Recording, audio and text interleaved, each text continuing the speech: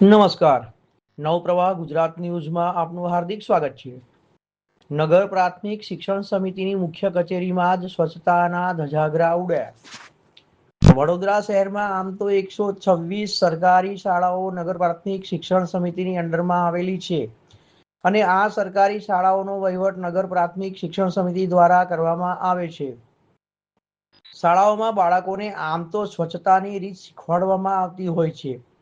સ્વચ્છતા અંગે બાળકોને વધુ કચરો ન ફેંકવાની શિખામણ આપવામાં આવતી હોય છે.